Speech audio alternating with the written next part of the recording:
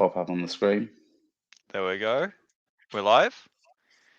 Hello Right, and welcome Ben, to 40K introduce us. Frontiers. I'm one of your hosts, Ben. I'm here with Alex Taus up there in the top left, and I'm also here with our guest today. Part of like what some people would say the royal family of Western Australian 40K. Did you like that one? I mean, I had that one all day. Hang on. So Is being in the royal family good at the moment, like this current time, Ben? It's a bit of a shame. I don't know. I don't know. In WA, it's great because you got these two, so it's fine. Yeah. Yeah. So that's Michael. That's Michael and Emma from Objective Secured. How you going, guys? Thanks for joining us this evening. Yeah. So we're here to kind of shine a little bit of light in what is actually half of Australia, almost geographically, and almost feels like actually a different country to the eastern states where I am, and obviously is a different country for Taos. So, and I mean, like people joke about the meta being a different country as well, even from Australia, which people joke about being weird. No, we got our own thing, absolutely. Yeah, and that's amazing. So we want to definitely touch upon that. So why don't you give us like a little introduction of kind of what you guys do over there and kind of how long you've been going and stuff over there, and then we're going to get into a little bit, and talk about kind of how you ended up like running all these events and doing Objective Secured. So I guess how we got started was Mike had a group of guys over and sitting underneath our back patio, and they were, talking about different events. And at the time, there wasn't much happening in Western Australia for events. So we'd seen event attendance really reduce. And they were sitting there going, like, basically complaining about the lack of events that there were in WA, and nobody's playing competitive 40K and there's nobody out there. And I'm like, that can't be true because I can see you. And this is how many people, because I don't play, and at the time had absolutely no connection with gaming apart from being married to a gaming geek. So, I listed off all of these people who I knew who were playing. Like, so if these are the ones I know, who are the ones I don't know? And then so I just said, look, it's time to put your money where your mouth is. If you want to go to competitive events, then let's run one. So the plan was he would run them. I don't know what happened from there, but now it's one in all in. So that was the start of 2015. Yeah. And then we ran our first event under the OBSEC banner in November of 2015. And that event this November will be the 8th consecutive time we've run that particular event, which is the West Australian Masters. It's the end of season event. And then we've just run our 7th WATC, which is the team championships event that we've run now 7 years in a row. And now it's bigger than Ben-Hur because, as you alluded to in the intro, there's the two of us plus our 3 kids and Emma's parents who get involved with pretty much every event. You've got the parents in there as well. That's hilarious. Yeah. They do the food and the bar, so they're very important. Oh, nice. Yeah, that's they are solid. literally the most important. Yeah. Okay, that's really crazy. Yeah, people take us and they give Dad a cheer. So. Yeah. Awesome. Yay. Yeah, that'll make him a favourite for sure. So you said, Emma, before you were not even into like gaming at all and you don't play, and then all of a sudden you're like running some of the biggest events in WA. So obviously Michael's done a bit of a number on you there. So obviously Michael's kind of conned you into some stuff here. So kind of tell me how it ended up you started, obviously you just said how it started. How did it kind of like cascade after the beginning of Objective Secure? Because now you've got your own podcast and stuff like that too, don't you? So like kind of how did it happen after that? Yeah, look, the podcast happened before the events happened. So the first podcast episode about was 6 months out. Yeah, it was beginning of June, I think. Of 2015, yeah. Yeah, and I think, I guess if I'm honest, the way that I ended up involved in it is I'm probably a control freak. And so that first event we went to, and there were things that for me seem really obvious, and I'm going to bring them up again. So very first event, no table numbers. And like, that's a big deal. You need table numbers. So, we're there and I wasn't intending to be at the event, and I'm there trying to scrounge bits of paper, and we're, with masking tape, sticking bits of paper that we've written on with a biro. So I guess it was the weird finding holes and me finding ways to fill those holes. And then now we're we work together. In terms of WA events at the time, though, I mean, our first event here in Perth was run by a club called Outpost 6030 back in 2002. And then they kind of had been running one a year called Skulls in like pretty much every year. And then it was about 2008 where we had a WA forum online, which was West Gamer. And the owner of that started running an invitational at the end of the season. And sort of you'd get invites depending on which events you went to. But even then, like the biggest event we'd had in WA prior to our first Masters was only 50 players. And the reality was in the early 2010s, most of those events were 16 to 20, 24 players. And so I don't think, in retrospect, we were in any way, shape or form really prepared for the first event had 64 or 66 players. 66 registered, 64 actually ended up attending. Coming to it. Yeah. So on the scale that we'd sort of jumped into, we had no idea we got what like we didn't know. 4 tables worth of terrain, something like that. We borrowed terrain from everywhere. Everywhere. We had, I think it was 6 we had because we bought and scrounged up and whatnot.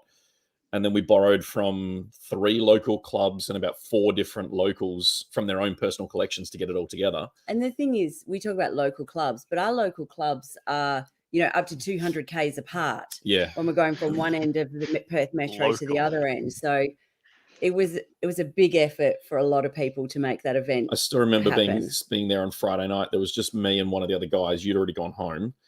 And his now wife, then girlfriend, came out at like 9:30 at night in her pajamas and slippers to deliver Dominoes to us because we hadn't eaten since about 4 o'clock in the afternoon. So she decided to bring us dinner. Because it takes a community, right? Man, That's right. That's so good. So hang on, you got like random girlfriends with the food delivery for everyone, mum and dad on the on the girl, yeah.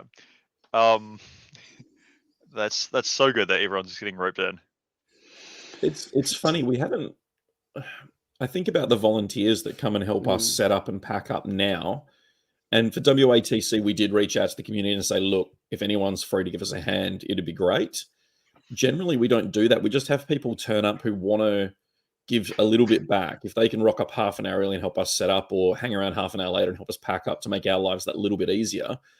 That's the most common piece of feedback we get is even though they've paid for a ticket, they want to see us keep doing these events and not burn out. So if they can make our job that little bit easier, they're happy to do it. And we get, last year's WATC, we didn't set up the night before. We did it on the Saturday morning for 120 players and we had about 30 guys in the room at 6 a.m. Yeah. Yeah, and the room got set up in 90 minutes. Like we were I actually think I remember seeing your live feeds on your Facebook page and stuff about that. So that would be awesome to see someone set up. Like if you're going to run an event with a stream, have like a wide angle thing over the top of everyone like setting it up and then time lapse it later. That feels like I did consider that this year, but we basically I forgot. Oh, no. You think, that'd be really cool to do, and then you think, look, let's just get the tables out. Yeah, yeah. Because when we went down this year, we went down on Friday night, which we haven't done before. We normally set up the morning of, and we had probably eight guys rock up. Like there were 3 teams, and Emma was picking up some other stuff with one of our other volunteers, and I was already down at the hall. And by the time Emma got down to the hall, we'd set up like 53 trestle tables, and we were kind of waiting for the next delivery because we just smashed it out. It was probably 2 hours, and then an hour of tinkering and adjusting tables and that sort of stuff. And even the pack was same. Yeah, that's so good. It's one of the best things about the community, isn't it? Like especially when you're doing something like that everyone's so keen to have on, that they love doing their bit and being involved, and that's the best thing. Well, and even people who weren't playing turned up to help set up. So oh wow, how good is that? Really we get spectators who rock up early because they live in the area and just come down and give us a hand, set up, hang around for a bit, see what's happening, and then come back later on in the day. Love it. Really that's so good. Yeah, it's very much many hands make light work, right? Like, and talking about the community stuff.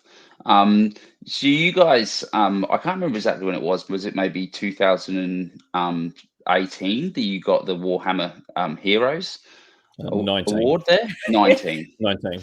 Could have been, yeah. No, it was 19. It was the second year they did it. It was the second year, whenever that was. So Ben, why the don't heroes you? every year, mate. It's not just 1 year, Yeah, right? no. But we want to talk about these heroes. That's what we're here to talk about. So I want to like. There's a lot of people I hadn't heard about it until you guys got it.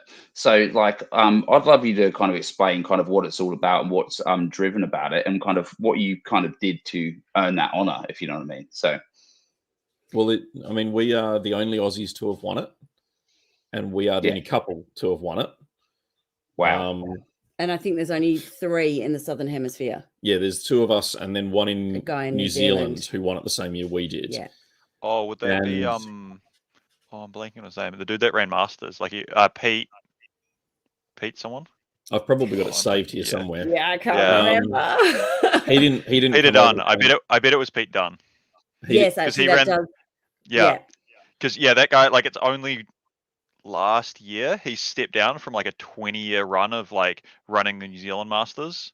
Yeah. Yeah. So they basically, when Games Workshop put it out into the community, it was an online thing where you sort of jumped on and nominated local community members, and the community did it. So they kind of put their names, the names of the people they want to nominate out, and then give it all the Games Workshop with all the reasoning, and then Games Workshop pick based on the community's information. So that's, as far as I'm aware, that's all that they do. They don't necessarily have any sort of metrics they measure. Yeah. And we don't- Not that we know of anyway. And we had an option when they told us, like when Games Workshop came to us about it, they said, oh, if you'd like to see the nominations, we're happy to give them to you, but they never did. Mm. It's But I yeah. fine. assume you said that you were keen, right? Like, Yeah. Yeah, always. Yeah. It was more about finding out who. Well, I guess so. We were nominated in 2018 and then we won in 2019. And we knew we'd been nominated for both years because we had, I guess we saw a lot of people going, oh, Warhammer Heroes have put it out. People should nominate. And then we got private messages telling us that lots of members of the community had nominated us for both years. And then the morning that the heroes were announced, I got a private message through from one of the community members going, oh, have you seen? I'm like, no, what have I seen? And he'd found out that Michael had been awarded it, but he didn't know that I had. So it was like kind of I was keeping it a secret from him, and then we both found out. So that's kind of important. It wasn't Mike and Emma, it was me separate and then you separate, because we were nominated independent. Yeah. So which was really really nice, because there are 2 separate shields on the bar at Bugman's with Emma's name and my name on it respectively. So That's awesome. So what did you do to what were the nominations for? Were they looking for like community leaders and stuff like that?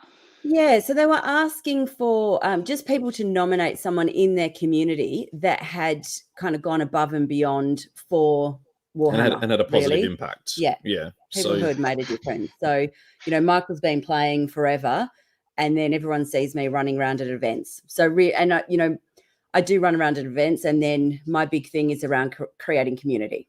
So it's bringing people together and how our events can be accepting and including. And Michael does that as well, but he was also nominated because of his 30-ish years of gaming. Brilliant. Yeah, Well, that's brilliant. Committed, too stubborn to leave. Yeah, that's exactly that's right. Yeah, indomitable. So, look, before I want to ask you some questions about WA now, but before we get into that, I have forgotten my duties as part of the network. I've got to give him a little plug. Yeah. So yeah, I know. I was waiting for the message from Sam or something like that about it, but I got there just before him. So if you want to come onto the Best in Tabletop Discord with lots of like-minded and friendly players from all around the world, it's $10 a month on the Patreon.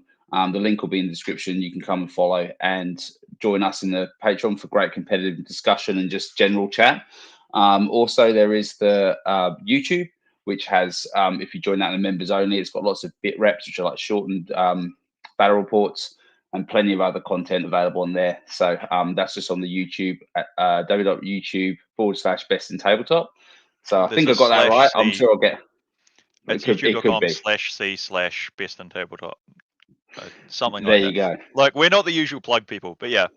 Yeah. So you can join that for the for extra bonus content, and through YouTube you can do 15 a month, and it'll tie together the Patreon No, sorry, it'll tie together the Discord and the YouTube area. How Yeah. good's that? So let's talk about WA now, guys. So it's definitely been touted. I've heard it on like random American podcasts, people talking about how WA's a little bit different. So I want to touch on that first Just a before little bit before I different? ask you. Yeah, so the way you play 40k, so like the way that I've had people from overseas ask me about it, and I think it's really important to state exactly how far WA is from the rest of Australia in terms of that, and I think that does mold the way the game is played over there. Do you think am I far off the track there, or is there more to it than that?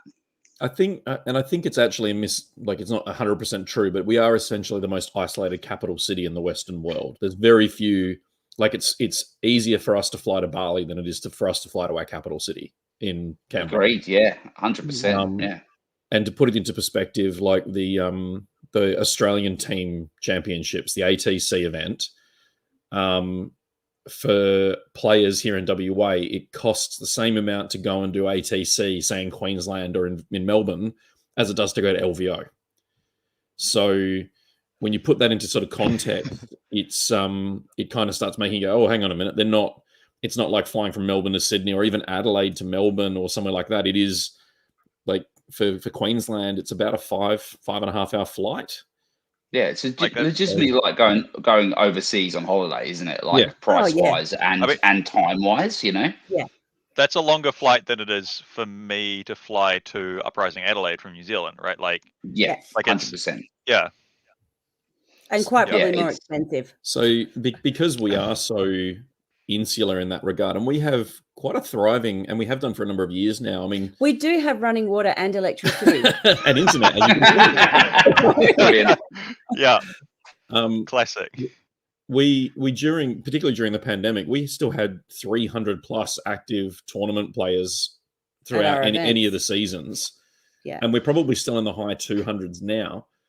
And not everyone goes to every event, obviously, but there are certain events that bring out more of the community, and then depending on the timing, obviously, some people will or won't attend. But we've been very fortunate that the community is so strong and so supportive. So yeah, we do our own sort of thing, and we've done. I can just see Richard's asking, we're not that weird, are we? Well, no, Richard, we're going to keep you out of it because I think that's probably best for everyone. Yeah, that's true. I mean, clearly your community's involved in like getting in amongst it in the chat, right? So yeah. You must be doing several things right. No, look, I mean, the lists we run over here do tend to be a little bit more eclectic because obviously the meta, as much as I hate that word, is because it's so isolated. We don't have to think about what's being played in Adelaide or in Melbourne or in Brisbane or wherever. We only have to worry really about the players locally, and WA has always had a thing for big tanks and big robots, so we tend to get the higher percentage of super heavies and that sort of thing turning up. We have in the last probably 2 or 3 years seen a percentage of our community shift to a more traditional or more widespread style of army, focusing on secondaries and some of the more mainstream style lists from America and the East Coast of Australia. I think I've probably seen in 9th edition, we've got more competitive play. Like there's a stronger lean towards that competition. Whereas in 8th edition, 7th edition, it was definitely not more narrative, but it was definitely more relaxed, casual. Like people were coming for the event, not for the tournament sort of thing. Yeah. Whereas now people are coming more for the tournament. Both. Yeah. Oh, yeah, true. Yeah. You can do you think that's Sorry. Did you think that's a lot to do with like the kind of the homogenization of 9th edition missions being more like the general standard played across the world? Because we've noticed that a lot in the eastern states a lot more. There's a lot less conflicting tournament rules. There's just one book, everyone plays it, and so people are pulling inspiration from other places but also creating their kind of own fish tank, you know, as well. It's certainly something that we noticed. We were talking about it this year during WATC. Out of the 120 players in the room, I would have said that there were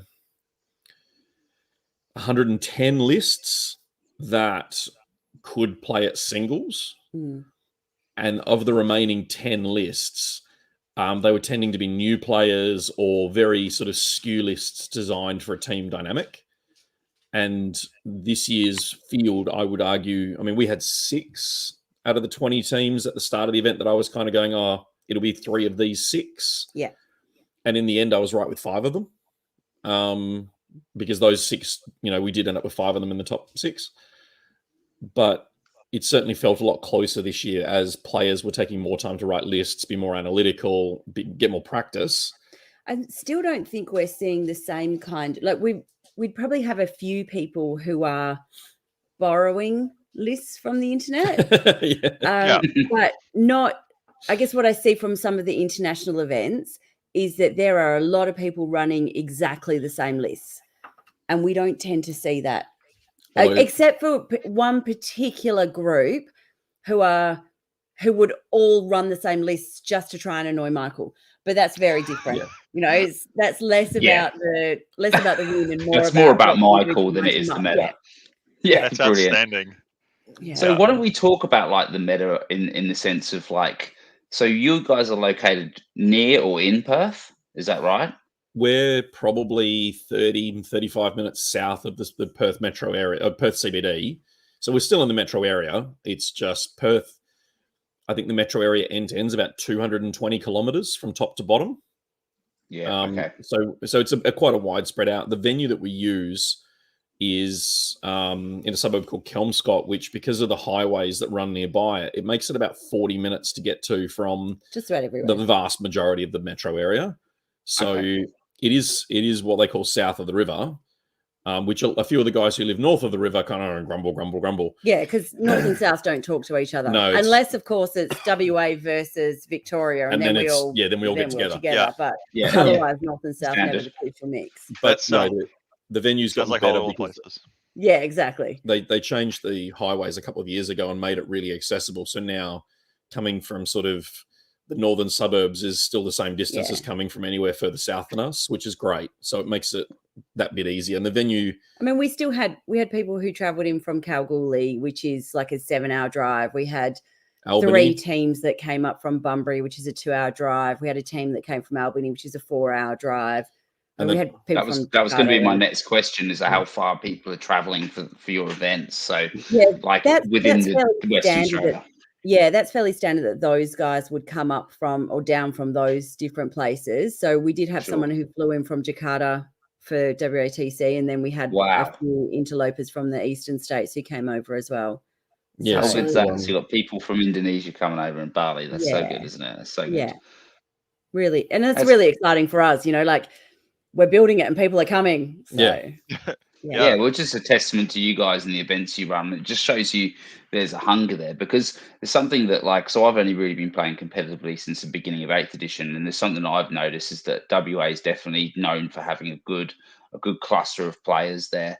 They might play a lot because it's obviously geographically and obviously with COVID and stuff like that happening in the last couple of years, people have kind of stayed in their own spot for a bit. But I actually, as you guys know, I TO'd with Down Under 40K. The boys from there, we TO'd ATC this year, and I got to see your state team in action.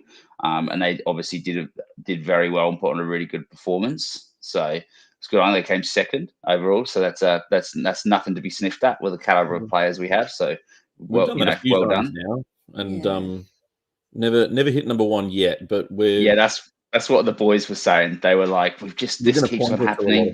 Yeah, we've so close. I was the captain of the WA team for 3 years before I stepped down, because like I mentioned earlier, there was a year where we were changing some of the events we were doing, and it was kind of, do I go to ATC or do I go to LVO? And I went to LVO.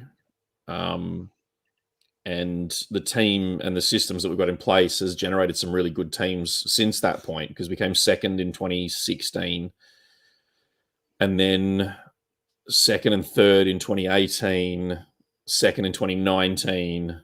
It didn't run in 20 or 21, and then second again in 22. So that's so good. We're sort of knocking on that door of Queensland, trying to get them to vacate the room, please, just for a year. So just for 1 year. And then you and the rest of Australia. But I think you guys are close to the most. So well done. So why don't we talk more about the team event that you guys just ran over the weekend? It was Western Australian Team Championships, WATC, 120 players, 6-man teams. So I love that straight off the bat. There's something about taking it a little bit closer to that 6 and 8-man kind of lineup for that granularity, which is pretty exciting. Why don't you just tell us a bit, like, so 7th year running, right? Yeah. Is that correct? So 2016, sorry, was the first year we ran it. Yeah, Yeah, and when okay. we first ran it, that was a 4-man team. And the second Sure. year was as well. Oh, was it? There Yeah, you go. one- I thought we were one up to and- 6 by then. No. So we ran. So 2016 was also the year, my last year as captain for WA. Yeah. And okay. we'd come back from that with second place, and the community was really engaged, and we were looking to continue to build and develop the community to continue the WA team. And we sort of said, okay, well, we'll do a team event. And we started with 4 because it felt manageable. And we didn't know how players were going to go. So we'd only just started our first event in November. Yeah, we hadn't been running a 2015, year at that point. And I guess we hadn't built that community yet. So trying to find teams of 6 where each player played a different faction Yeah. was going to be challenging. So we started small. So we talked with as many of the community members as we could, and I think that year was about 60. Was it 64 or 72? It was. Yeah, It was around that sort of 64-ish. number in teams of 4. Yeah. And then the following year, we had 96 in teams of 4. And then at that point, after 2 years in a row, we decided that the pairing process for teams of 4 just wasn't granular enough. Like the team who went first essentially got to pick 3 of the 4 pairings. And so we upped the quantity to teams of 6 for the 3rd year. And it's been like that ever since. What's also interesting is that Emma was the sole TO for the first 3 years because I was actually playing. It's one of the few events that we've The ever. first 3 years when we were doing all the scoring by paper. Yes. As soon as we went to using software, then he's Digital. like, "Oh, I'll help out. Thanks, dude." We Tactical. Well played. Yeah, What I've never downsides of being played in control in freak, my maybe? event. yeah. I've never played in the events we've run before. No. Mainly to sort of avoid any sort of bias or any of that sort of, you won your own event or any of that sort of stuff. So, but WATC in a team and dynamic, I felt I could play because the chances of that stuff coming out of the woodwork when there's other people involved in the score sort of felt safe. Yeah. But after the 3rd year, when we hit 120 in the 3rd year, it was, and we were still only one day at that point. We were 4 games in one day for the first 3 years. And at And the end then all of of the gamers got old, and now they decided that 5 games over 2 days is much too more much. palatable. This is hilarious. So we went to teams of 6 in the 3rd year, and then in the 4th year we were still 120, but it was 5 games over 2 days, and then we hit 132 in 2020. Yep. We had 22 teams that year, and basically we were the only place playing 40k at the time because everyone else was in lockdown, and we weren't. One of the minor advantages of being so far away from everyone. I think us in New Zealand must have been the other place that was doing that, right? Yeah. Yeah. And then we sort of the last 2 years we've capped the teams at 20 because we wanted to raise the standard of the event rather than continuing to try and add teams and not deliver a better event year on year.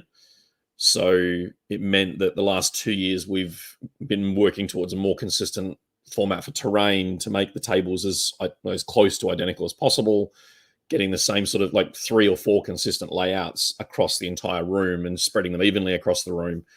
All that sort of stuff has kind of been the focus the last couple of years to deliver a better quality event rather than simply going bigger. It's the growing pains, right? Isn't it? Like when the demand starts getting bonkers, and you feel like you could fill it out twice, but you know that there's got to be a limit to 1, your stress levels, 2, the terrain levels, and kind of just like the product, like what you're saying. So that's a great point. He didn't have a full head of hair 7 years ago. But yeah, I think on top of everything else, most of the players in our community want to play WATC, which means there's no other resources to draw on to help with any kind of adjudication. So Michael's our only judge in the room, and that's when you're getting to game 5, it's tens. So to go much bigger, we need more people who are able to answer rules queries. I mean, it'd help if people read the players pack and read their codex. And you're asking way too much. People don't do that. I know. Have you tried putting a discount code in your players pack? That was pretty fun for we mine. Yes. We did that one year where if you actually read the players pack, there was a line that said you had to find 5 words in the players pack. If you followed the instructions, they will literally line this, page this, da da da da.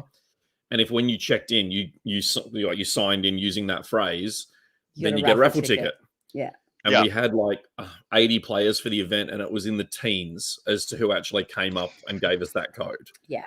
Yeah. And you go, really? Like, come on, guys, really? That's such a good idea. That's such. I'm taking that one. Hey, did I not tell you about? Because I had that in my event. I was like, and I even put it in like I wrote dollars in plain text so that people couldn't just Control F for the thing. They had to like look through and read it, and it was buried somewhere in there. That's such a good idea.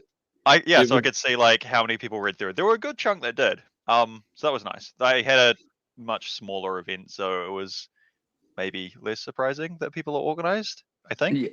Yeah. I don't know. I don't know about that. Yeah.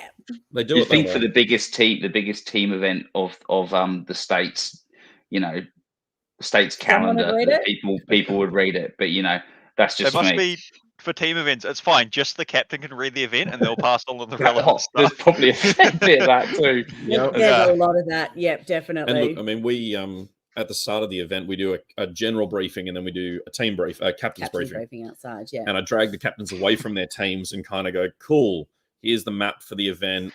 Here's here's all the sort of handouts that we can give you to make your jobs as easy and as simple as possible. And then we take any questions that we haven't already received via email or Facebook or wherever it is, and we answer them so that all the captains get that same information. And then we have to hope that those captains disseminate that information. We even have a separate Facebook group just for the captains in the lead up to the event, so that instead of fielding questions from 120 players, I field it from 20. And each of the captains kind of comes in and goes, cool, these are the 2, 3, 5, 10 questions that our team has. And they post them in this group where all the other captains can see, so that there's no, secret squirrel, I asked this question because I found a loophole. Yeah. And they get answers in that format of me going through and going, cool, here's the page reference, here's the answer, here's the FAQ I'm referencing, whatever it is. Cool Captain's Council. I like that. That's good. Just because it means that and hopefully 90% of the captains shared that information with their teams. Yeah, it was actually pretty good. It's just one of those things that, like I say, instead of trying to manage 120, managing 20 is far more tenable. Yeah. Yeah. It is a bit like herding cats, so at the end of the day, isn't it? Like, there's no point pretending it's not. But no, it definitely makes a lot more sense. I like cats. that's right. Hey, Taos, can you put the question from Aiden up? Because I'd love to. That's a really good question. So Aiden, I think from Tassie, he's been talking about Tassie in the chat. Okay. I think this would be really good to. Is that the right question? Did I get the right one? Yeah, that was the one that popped up. That I thought I like that question. Yeah, so it's something I'd like to know. What was the best method to reach out to outer communities to get them involved more, especially given distance? Now, why don't you go nuts on this, because I think that you guys would know exactly about trying to pull people in from a lot far away. I know that as soon as I mention this event name, there's at least one person in the chat who's going to arc up and ask for a date for next year. Okay, so I'm just going to ignore that and I'm just going to answer the question. Yeah. So basically, we went around and we knocked on doors. So we went to all of the different clubs and we talked to the different clubs. We did a road trip down to Albany. We did an event down in. So some of the smaller communities, I guess they're a little bit reluctant to come to Perth because they saw Perth as being, so as much as you guys see Perth as sort of Hicksville, the people who were in some of the smaller communities in regional Western Australia didn't want to come up to Perth because they were worried about what the tournament players were going to be like up here. So to try and reduce that fear, we took tournament players down there. So we do an event called Line Breaker every year. Oh, that's what you were talking about. Yeah. We do an event called Line Breaker every year and we missed it this year. So so Connor's already in the chat asking about it. So he did not hold him back. It's all in caps. Yeah. When it's Line Breaker. So Linebreaker was actually done because we reached out to the hobby stores. We went onto Facebook and started looking for. I'm in literally every 40K group in the world. So feels you like go it's in amazing. there and search my name, then I'm sure I'm in all of them. But we sort of reached out because they're, like Emma just said, their biggest concern was that they sort of, at the time, I think it was 6 or 8 players, and they're 4 hours south of Perth. And they didn't want to basically come to Perth and just get rolled because of their own little isolated style of play.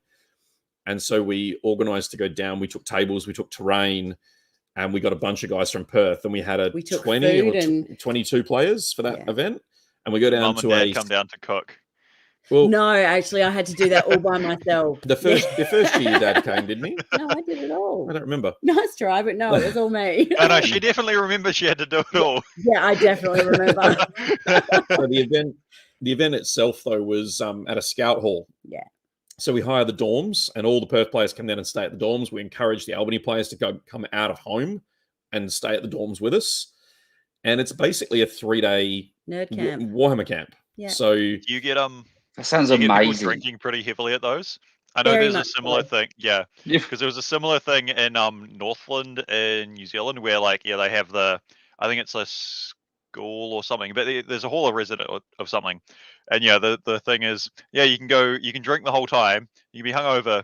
If round starts at 9, you can fall out of bed at like 8:45. Yeah, there's people saying they do that, quickly table their opponent, then go back and get 2 more hours sleep. Yep. Yeah. So we generally go down. We tried to do it on the long weekends, sort of Friday, Saturday, Sunday, Monday. But if we can't do that, we go down Friday afternoon. Everyone comes down in the afternoon, Hangs between out, sort around. of 2 and 8 o'clock at night. We have dinner as a group. We drink, we laugh, we play board games. Like we've had Cards Against Humanity. We've had all manner of board games. Yeah. And then the tournament's the Saturday. And the schedule on the tournament's a little bit relaxed because obviously everyone's like sort of isolated and kind of there. We do them breakfast, lunch, and dinner that day, and then we do it. One half of us does it. Then more casual, like we've had guys come down and play Titanicus in the evening after the tournament and that sort of stuff in the Saturday night. And more drinking, and then Sunday morning is pack your stuff up. We're gone by lunchtime, and we're home once everyone's sobered up. 4 or 5 o'clock in the afternoon. We get home. We're actually limited more than anything else by the size of the venue. So the dorms are huge, but the actual hall space is small. So we generally only get 24 or 26 players, something like that, in that space. I think we managed 30. It was cozy the year we did more than that. It was, we had one year where we did 30, and I was like, I'd done a whole heap of stuff outside and was getting sorted. And I came back into the hall and said to Mike, we're going to need to do the awards outside. And he said, why? I said, come with me. And then we went outside and I was like, I think we'll do the awards here. And he goes, yeah, but why? We'd been outside for about half an hour. I said, I'll come back with me. And then we went into the hall and it just, the smell like hit you like a wall. I said, that's why we're doing this outside. It's a small hall with no aircon. And it's not, I think it's really cold down in Albany. And it was, we'd had a warm snap with 30 men in the room. Right. Okay. Say no more. Yeah. But that was kind of, that event meant the connection with Albany players, and that they came up for WATC after that. And we've kind of got 2 or 3 of them that come up regularly now for different events. Most of our events, yeah. And then, the community, like they've had a team pretty much every year now, I think, for WATC. Yeah. And some of the Kalgoorlie guys, they haven't got a team out from Kalgoorlie yet, but there have been a couple of players come out and join teams.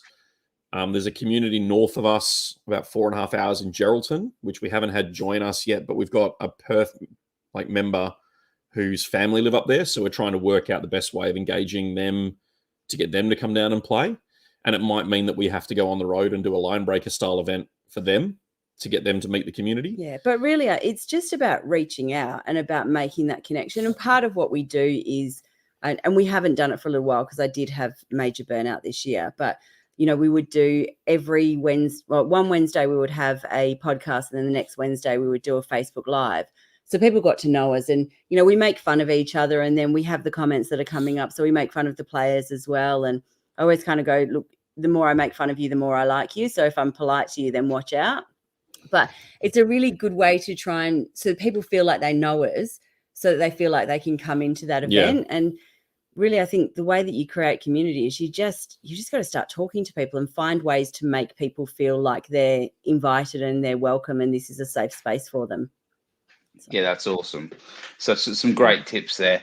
I think it is a bit like that in Australia when you've got this the huge distances and stuff like that. So yeah, so at WA like this year, so obviously you managed to open up to a bit, and you had a few interstate faces through, didn't you? You had a couple of was it 1 or 2 Queensland teams? Liam Hackett from Queensland, Queenslander, and then because he joined one of the WA teams, didn't he? Yeah. That's right. And then you had we had some South Australian boys go over there as well, like Adam and Josh, so from Uprising / South Australia. So yeah, Aiden and Josh and Nathan. Oh, Adam, Josh, and Nathan. I was going to call him what I usually call him, and then I realized we're on this, so I can't call him that. So brilliant. So that's pretty amazing that you're getting some faces like that, and obviously that's really good for you guys. They go back and tell all their mates, and hopefully you can get some more interstate teams. Is that something that you encourage or absolutely over there? Yeah, it's funny, isn't it? Because it's like, oh well.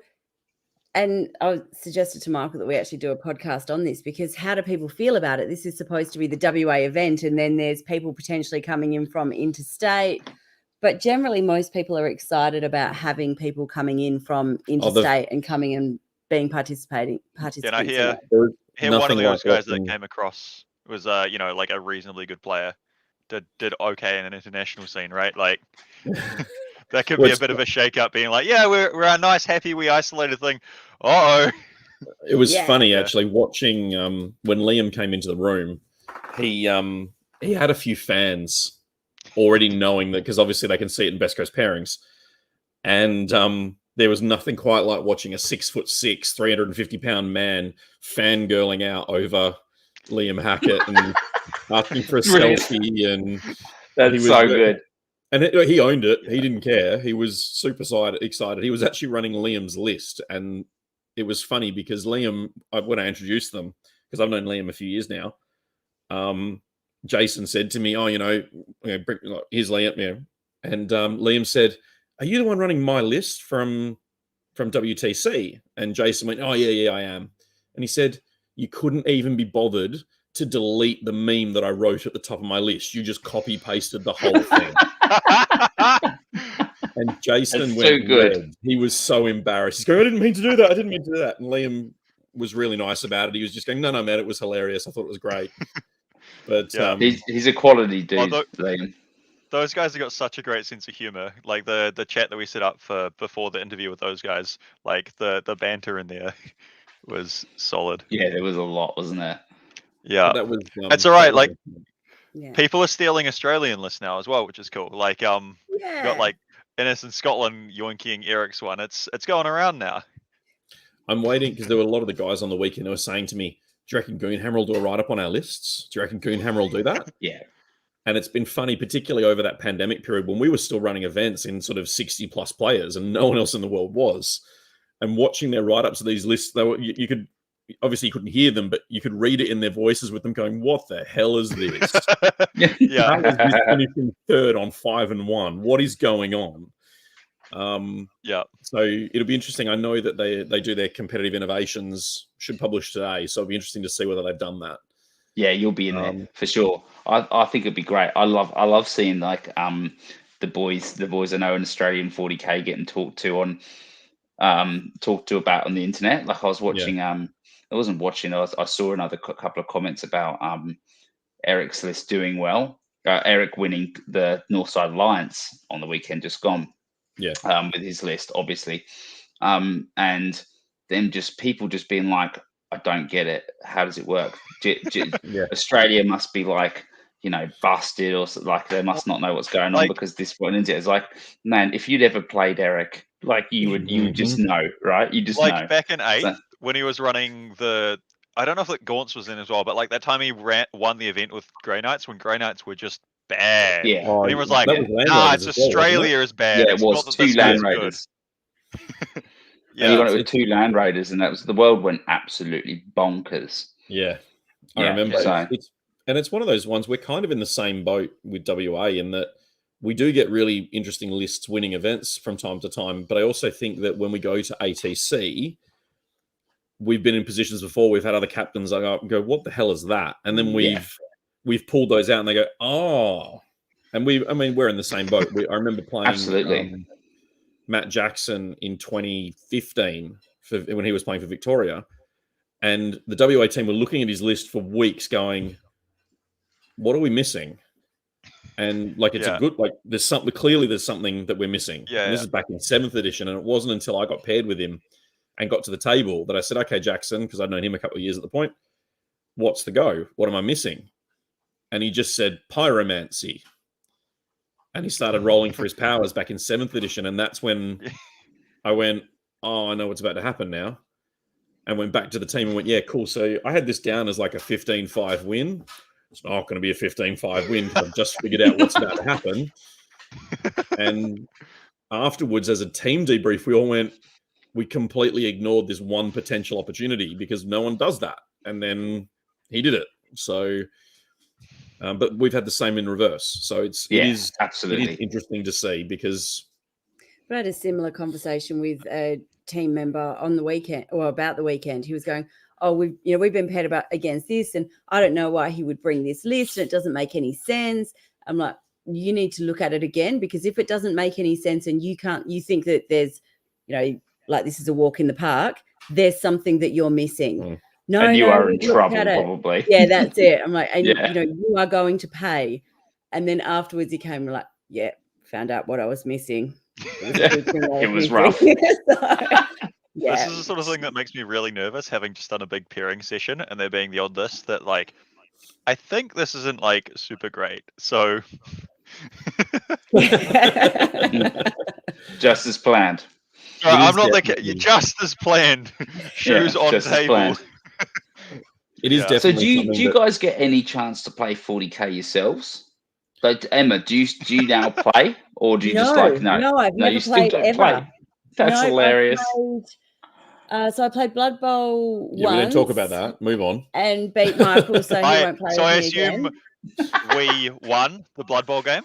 Yes. Yes, we did. Yeah. Yeah. And then You should not be killing Black Orcs with human catchers on the first down. I'm just saying it shouldn't happen. So we've played. Oh goodness, now I can't remember what it's called. We do a lot of board gaming as a family. So we've done Hero Quest, Curse City. Oh yeah. Blackstone Fortress. How good's Hero Quest? It's good fun. Yeah, it is good fun. And we Space Crusade. We all play it. Yeah. Oh look, I mean, I've got Hero Quest, Space Crusade, all the original stuff, plus obviously the recent remake of Hero Quest. Because I went through. I haven't played the latest one.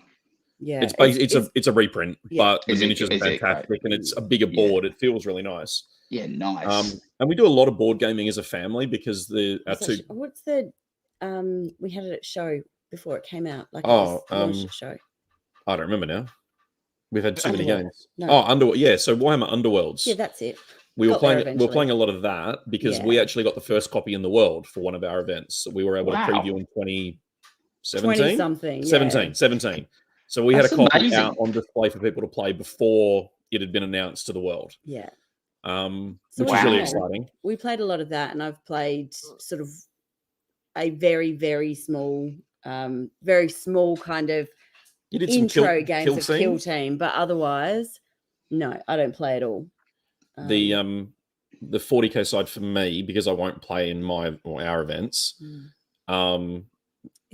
It's whenever I can fit it in, basically. So there's a couple of other organisers. The Beyond store in Bunbury and the one in Balcatta are kind of running one-day events that, like, Bunbury's only a 2-hour drive, so I can go down, do that in a day, leave at 6, get down there for 8, play 4 games, get back in the car and come home and be home by 10. And it's getting harder now I'm getting older to do that drive, do that in a day. We're not match ready, are we? No. You're not getting your 10 battle ready points for for showing up. But what's been really good though is our son, so in terms of the family, obviously I do all the rules stuff and the players pack and the maps and that sort of stuff. I'm really good at telling people where the toilets are. If anybody needs to know that, I've got you. Emma does a lot of the logistics, organising, making sure we've got enough tables, making sure that the food and the drinks and all that sort of stuff's organised. Making sure there's numbers on the tables that there people are know where always they're numbers going. on those tables. Yeah, And 100%. Sorting out the best prize giving locations. Yeah. Yeah. That's it. Yeah.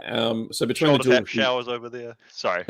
Yes, they do. And also, apply yourself to reapply the deodorant. Will be right here on the TO table. Feel free, come and use it at any time. So, we go through a couple of cans of deodorant a weekend. Yeah.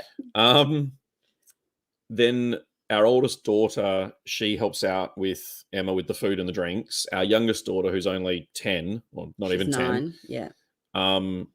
She does the non-alcoholic beverages. Yeah, she kind of gets bored after an hour or so at the moment, so she kind of hangs out for a bit for lunch and then goes home. She goes and plays on the stage for a bit, that kind of thing. But it was really cool on the weekend. So because we started this 7 years ago, so she's grown up there. Yeah, she's not known any different. So this 9-year-old little girl is just wandering around this event. There would be 150 men in the room at any one time, and she's wandering around the room like she owns the place. Mm-hmm. So really cool. And our son is actually playing these days. So he started about 3 years ago, 2017, 2018, 2019, somewhere in that space, when we were starting to run convention size events. And it's funny because Michael was always like, I'm never going to push my kids into playing. And then I was out trying to buy him some birthday or Christmas presents and looking at the price of Lego. I was like, well, you might not push him into playing, but I'm going to push him into playing. It's cheaper.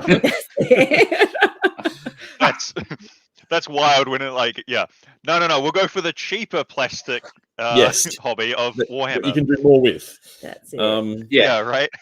Yeah, but he's 15 and he runs his own business doing, painting miniatures, and he's got his YouTube channel. Actually, where I've seen some of his stuff that you've posted on the OBSEC page before.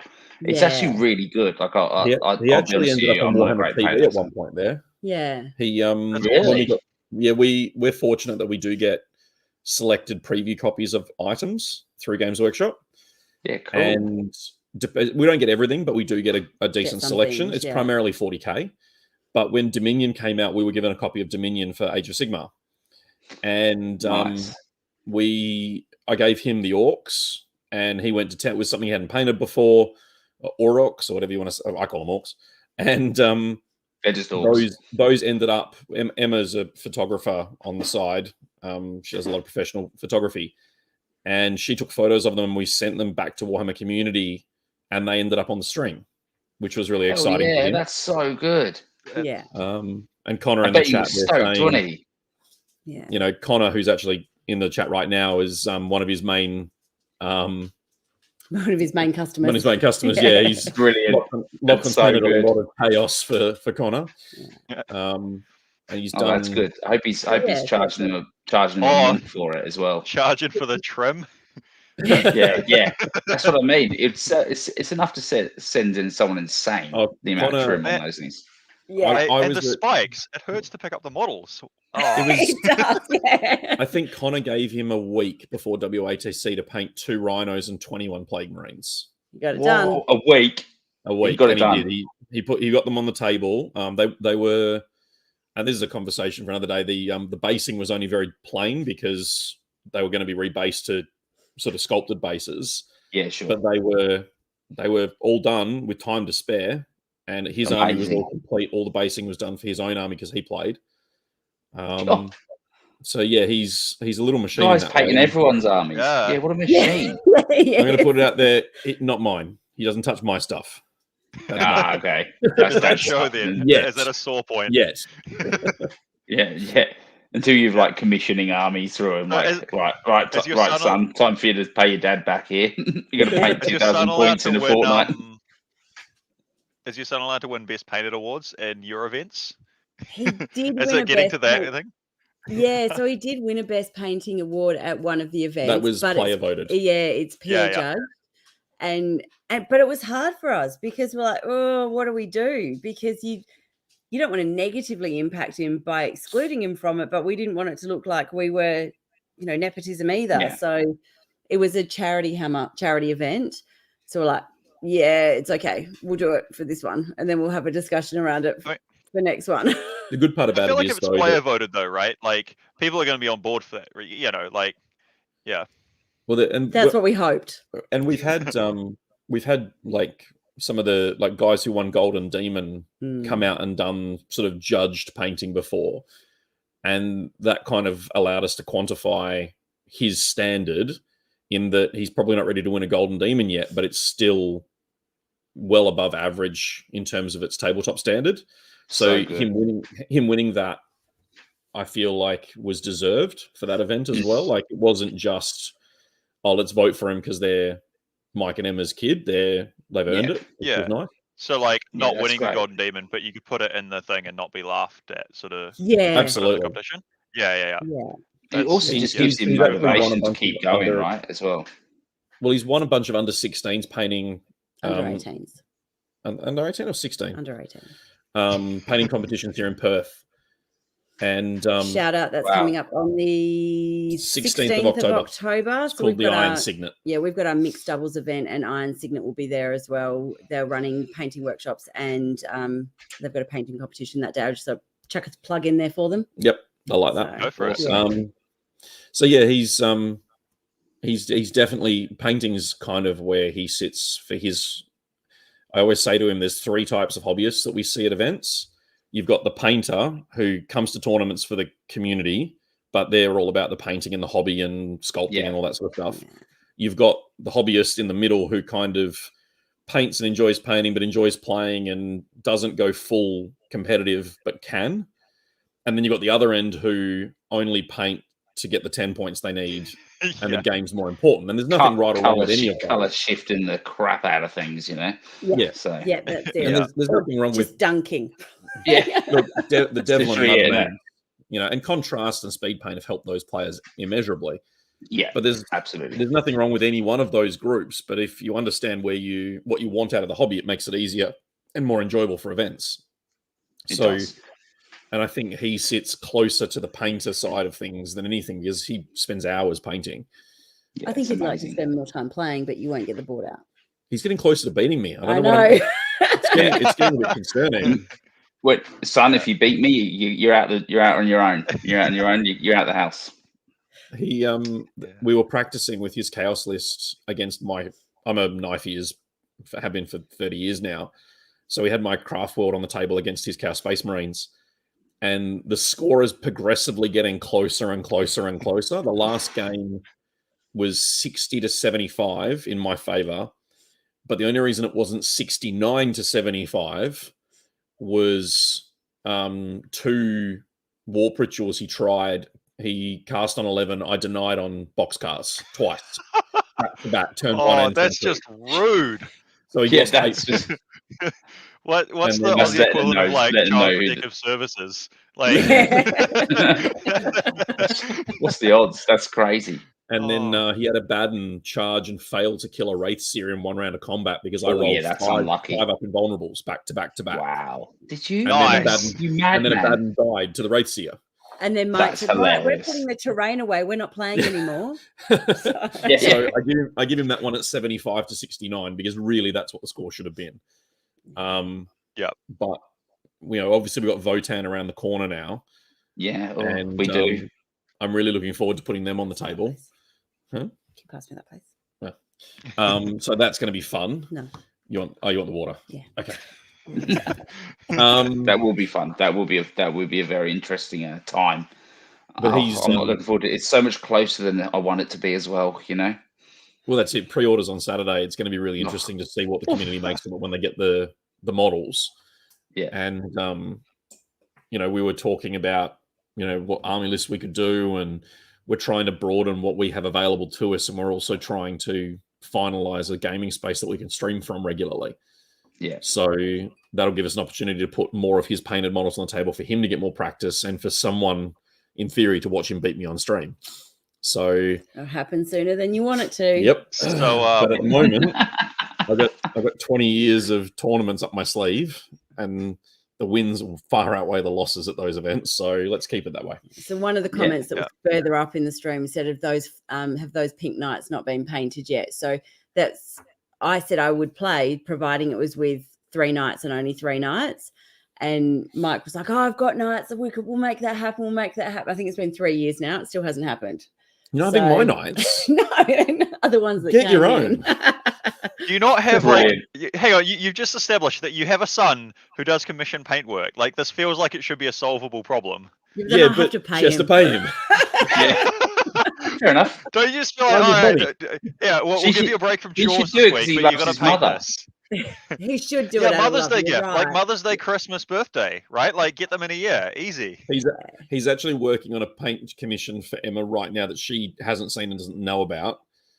Hang on, that feels like you've just like spilled the beans right I'm now. not telling you what it is. It does feel a little bit like that, doesn't it? I'm not telling you what it is. It was very hard to get this model into the house without her seeing because. Is it the Queen? No. Oh, okay. Right. Let's then. Oh man. When we first started, like, we got married and we started, like, she started experiencing more and more Warhammer. She didn't know what was coming into the house. Yeah. So boxes would arrive and I'm like, no, it's fine. I've had this year. Yeah, no, it's all good now. Now she's learned. House, she goes, what the hell is that? What, you've already got 3 of those. You don't need more of that. What is this? Nicely knows your unit counts and everything. Yeah, you know the rules 3 exist. It's max units 5. I know you don't need that. And that I've had this years. That came out 3 days ago. You have not had that years. Yes. That's too funny. Don't get just on top of the releases. She's like, that just got nerfed. Why do you need more of those? The worst one is yeah, exactly. when Forge World was still doing the black books for Heresy, they did book 3 and it was like a binder which had extra books and you got book 3 with it. And I had a friend who was on the mine sites who was fly in, fly out. And so when those books came out, I would order 2, one for me and one for him, and then he'd pay me back.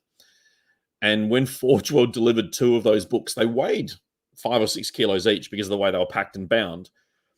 When I opened the door, I came home from work that day, the front door didn't open all the way. It hit a box. And I've kind of pushed past this box that was waist high. It was huge. And there's Emma stood behind it going, what the hell have you ordered? What is in this box?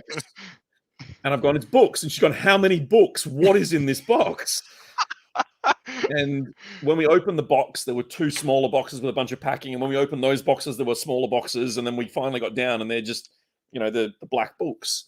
And Emma's going, what is this packaging? Like, this is ridiculous. And I've gone. So did the death sphere transfer from like, what have you ordered to like, what are they doing? Yes. Yeah. Went from like the managing husband to like just managing how things are seen. Why would you put 2 books in something the size of a fridge box, You got to justify the like Forge World to Down Under price conversion, right? It's true. It's all the cardboard and the. Although when we were getting a whole heap of the packaging, I'm like, don't pop that packaging. I don't know where the airs come from. Oh God, that's hilarious. Yeah. Man. All right. Well, listen, guys. We should probably wrap it up. I feel like we could go on forever, but we're hitting an hour, so we're almost to the time. The producer will love us for it. But thanks so much for coming on. I'd love to give you an opportunity to do some shout outs and tell us a bit about like where people can find you if they want to get on board the crazy OBSEC train. Yep. So we are Objective Secured. So objectivesecured.com.au. And so you can find us on you can find us on Facebook, and we're on Instagram but don't use it very often. So Facebook, really, Objective Secured or OBSEC Gamers. Yeah, so we've got a gaming group that's for the public, so you can come and ask questions there. The podcast, we've got a recording that's going to happen for Leagues of Votann. Hopefully we can get that up before the release, and then we answer any questions that fans want to ask us, and we get some really weird ones. We've had questions from all over the world, from Scotland and Finland and all sorts of stuff, with other TOs reaching out and nice, sort of stepping out into that environment where we've been going for a while. Yeah, and if you are in WA, then people are always welcome to come to any of our events, whether that's to come and play or whether it's to come and just check it out. if you are the kind of person that gets to a car park and thinks, oh, I don't have the courage to get out of the car and walk through the door, you can message one of us. We'll meet you in the car park, so you don't have to walk in by yourself. And everyone's welcome, provided. So we have a Patreon as well, and we've got a patron motto, which is Nolite Iramatus, which if you Google Translate, I don't know whether or not it's appropriate to say this or not, but basically it translates to Go for it. don't. Can I say the whole thing? It's a little bit sweary. Just say you're allowed one per episode. You can close. Don't be a male appendage. Yeah. So it translates to don't be a dick. And providing that's our only rule, really. If you can come in and be a decent human, then come on in. You're more than welcome. So, yeah, we generally run 8 to 10 events a year. Come and see us. We got 2 more this year, which Emma's already mentioned. Mixed doubles on the 16th of October, and our end of season Masters event is the 26th and 27th of November. Yeah, that's strictly limited to 64 players because we have some official merch to give away from Games Workshop. We've only got enough for 64. Yeah, and so mixed doubles was initially created because at the first Masters there were women there who said they didn't feel comfortable playing in events because, they didn't feel comfortable. So it was to try and create a way that they could come in as a sort of a soft entry point into events. And then we've gone, well, why is that just for women? There are some guys who are perhaps newer players who haven't played in events before. So to try and give them some support to come in so that they're not feeling quite so uncomfortable. And we've had grandparents, we've had partners, we've had grandkids, we've had parents with their kids, all sorts of teams. So good. Really exciting. And wife. Yeah. So that's open. I guess what we're hoping for is that it's a more experienced player teamed up with a less experienced player as a way to try and get people into that event and feeling comfortable and confident in the room and like they're one of us, which people will chant at you in every opportunity. So awesome. I love that. Well, you guys seem to be doing the Lord's work over there, so to speak, in WA. So thanks. Thanks for coming on with me and Taos. Thanks for all your time. And thanks for having us. Look, you're more than welcome. So hopefully catch you on soon. We'll put all the links in the description so you can follow these guys. I'll catch you later. Awesome to hear. Thanks, guys. Thanks so much. I got to hit the end of the broadcast button. Yeah, I know